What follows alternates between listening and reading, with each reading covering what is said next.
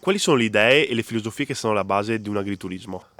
Allora, intanto agriturismo perché se avessi voluto fare una trattoria mi sarei organizzata per la trattoria, per un ristorante, eccetera.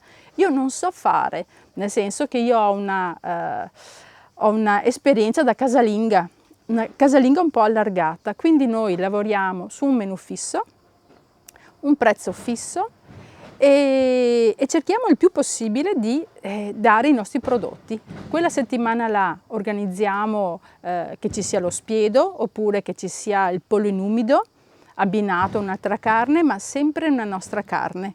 E quindi facciamo assaggiare il più possibile i nostri prodotti. Non è facile, sai, perché essere coerente non vuol dire essere perfetta e io non sono una donna perfetta. Un cliente che arriva qua da voi che cosa si aspetta di trovare? Allora, tieni conto che gli agriturismi è il posto dove le famiglie portano i bambini a vedere gli animali. E io mi rendo sempre più conto che noi diventeremo dei piccoli zoo. Lo trovo una cosa molto triste, scusa, lo trovo una cosa molto triste. Quindi sto cercando il secondo progetto, di dare forza alle galline. Non che io vendo le galline, ma chi ha un giardino può tenere 2 galline in casa e lo si può fare.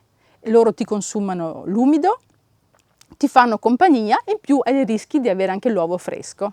Tutto è partito anche da un'associazione qua del territorio che mi aveva proprio anche stimolata, e quindi quella sera che loro hanno fatto la cena gli ho detto: guardate, facciamo un contributo, ognuno di noi dà il suo contributo e se volete, chi vuole mangia in un solo piatto, quindi risparmiamo acqua. Da questa forza qua l'ho allargato e lo propongo tutte le domeniche ai nostri ospiti, e io ti dico che quasi un 80-85% mangia in un solo piatto.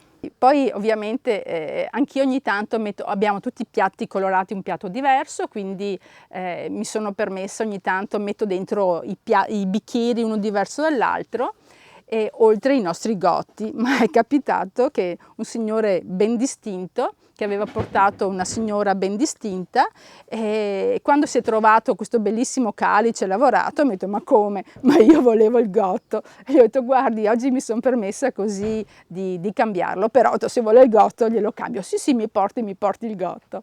Il futuro adesso abbiamo un figlio che ci sta affiancando, per cui stiamo cercando così di fargli vivere quello che abbiamo fatto fino adesso.